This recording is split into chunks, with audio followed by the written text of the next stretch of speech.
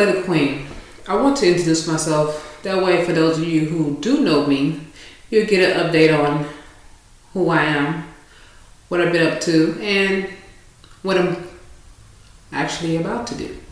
But for those of you who are new to my podcast and don't know who I am and don't have a clue about who I am, allow me to introduce myself. So, first off, I am a published author of The Entertainment of Eroticism. That was my first book.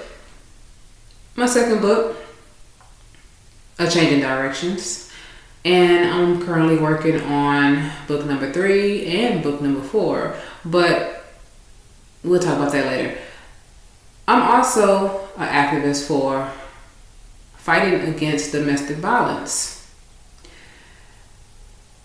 At first, I never thought I could see myself as being an activist. That's something that I never, ever would have put myself in. I would never put myself in that category. But after living a life of abuse, dealing with an ex-husband who was abusive to me, he was abusive in so many ways. I can probably name every last way that he was abusive to me to where it's not even funny to even talk about sometimes. A lot of the times I find myself embarrassed about it, and then there's times when I find myself being empowered about it. Basically, I have my moments. So I decided to first build a website, which is called queendomshiplife.org. And on that website, that's a platform that I use for spreading information about fighting against domestic violence.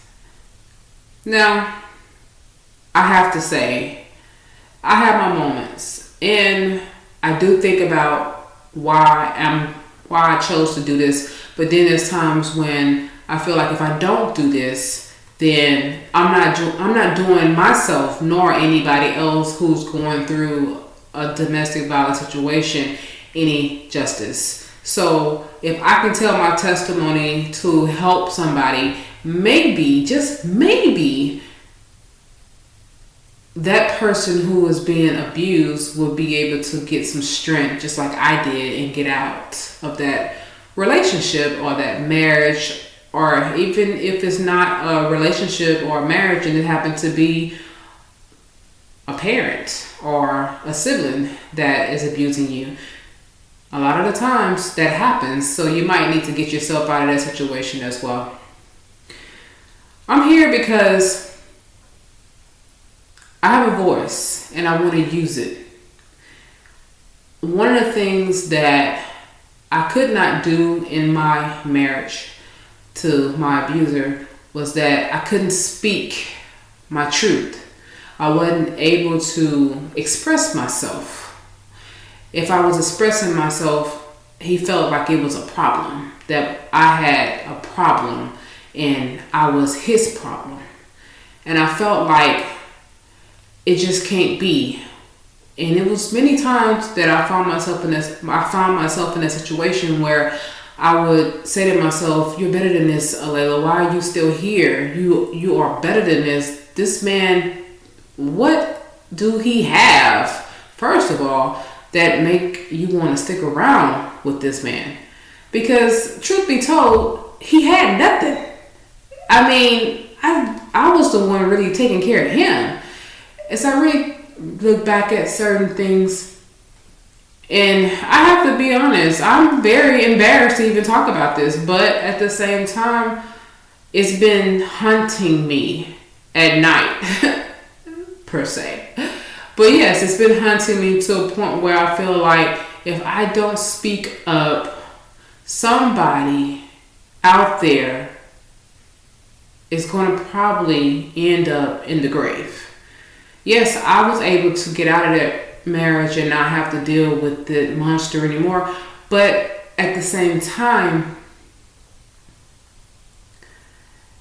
it's like, what now? I move on with my life. I continue with my everyday things that I've done before I met him, while I met him, and after I met him. But what good does it do? What good does it do if I don't talk about it? If I don't speak up about it? If I don't share what I've been through? Because if you see me, you go to my social media, you say, "Oh my gosh, she's beautiful." She might just be the normal girl, that typical everyday type of girl, but you never would have known, if I would have never shared my story, that I've been through tough times, that I lived through tough times, but also I overcame those tough times. This is what this podcast is about. It's for me to share my testimony, but also to give insight and share insight to anyone who is willing to listen, anyone who is willing to just say to themselves, "I'm better than this. I can do better than this. I don't have to be that person that is on the news where I was found dead because I stayed in a relationship and I got killed." So, to go on to tell you more about myself, I am remarried. I did divorce that guy who was abusing me. I have remarried. I am with a guy who is so loving to me. He is what I have always prayed for. And sometimes I will wake up and just look at him and say to myself, "Is this real? Wow, he's really here." Because there's times that I have woken up and I have had bad dreams where I felt like I was back in that situation, and then I would wake up and say, "Oh my God, okay, wait a minute. Let me look at, I'm not with old dude anymore. I got a whole new life." But even though I have a whole new life, it was times where, and I have these moments where I feel like I'm back there. I never thought that it would be me. I never thought it would be me.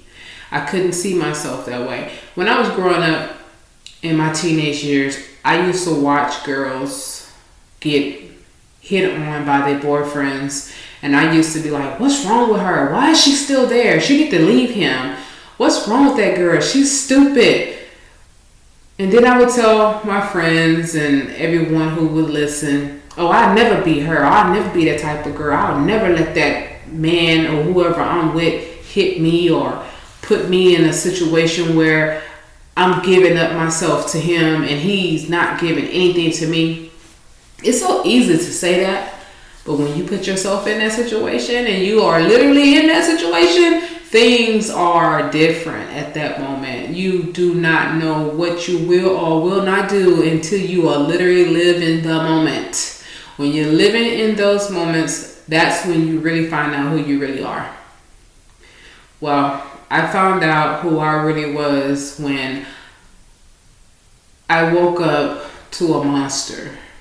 I looked at this man and I said to myself, "Why did I marry him? What was wrong with me?"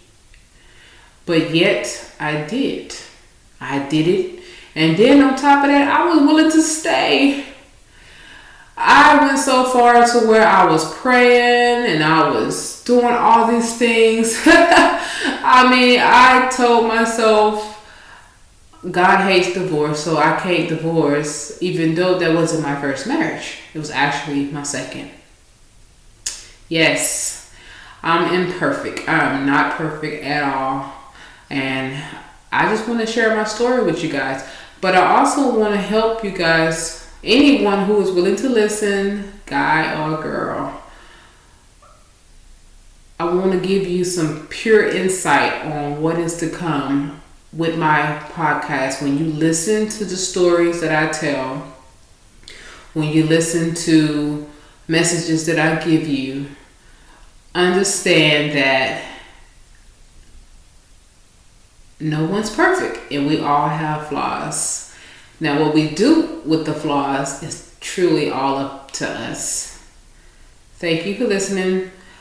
subscribe to my podcast. That way, every Saturday you will get a notification letting you know that a new podcast has been uploaded. Also, go to my website and follow me on my website at queendomshiplife.org. You can also follow me on Facebook at Alayla the Queen. That's Alayla A''Laila.